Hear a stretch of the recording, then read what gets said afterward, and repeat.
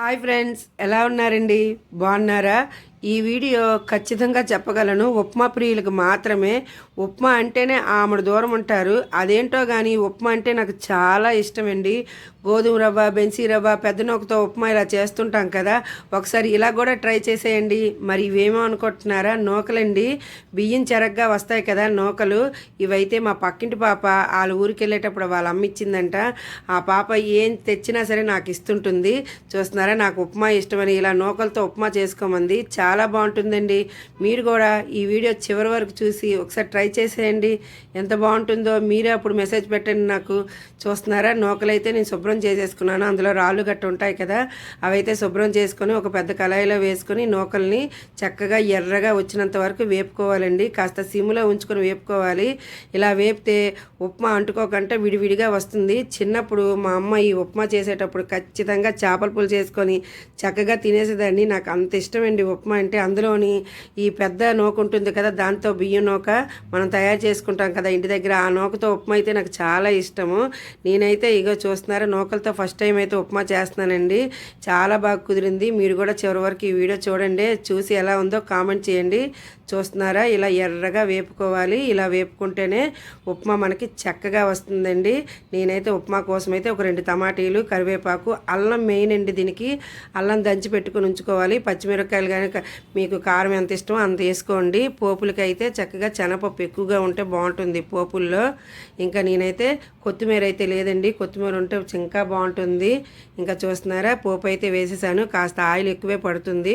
పోపులు మాత్రం సిమ్లో పెట్టుకుని ఎర్రగా వేపుకోవాలి. ఇంకా నేను కాస్త పెసరపప్పు కూడా వేసానండి.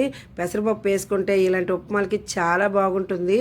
ఇంకా శనగ పలుకులు, జీడిపప్పు ఏముంటే వేసుకోండి, చాలా బాగుంటుందండి ఉప్మాకు మాత్రం. నేనైతే వేసుకోలేదు, ఎందుకంటే నాకు లేవవి, ఇంకా తెప్పించుకోలేదు అన్నమాట ఈ నెల. ఇంకా చూస్తున్నారండి, నేనైతే ఇంకా పచ్చిమిరకాయలు, ఉల్లిపాయలు, టమాటీలు ఇంకా అన్నీ అయితే వేసేసాను. అల్లం దంచి వేసుకుంటే చాలా బాగుంటుందండి. కొత్తిమీర వేసుకుంటే ఇంకా బాగుంటుంది. దీన్ని ఎర్రగా వేపనివ్వకూడదు, మగ్గనివ్వాలి. ఉప్పు వేసుకుంటే చక్కగా మగ్గిపోతుంది. చక్కగా కలుపుకొని నేనైతే గ్లాస్కి 3 గ్లాసులు నీరు వేస్తానండి, ఎందుకంటే నూకలు కదా బాగా ఉడకాలి. చూస్తున్నారా ఎంత బాగా మగ్గనిచ్చానో.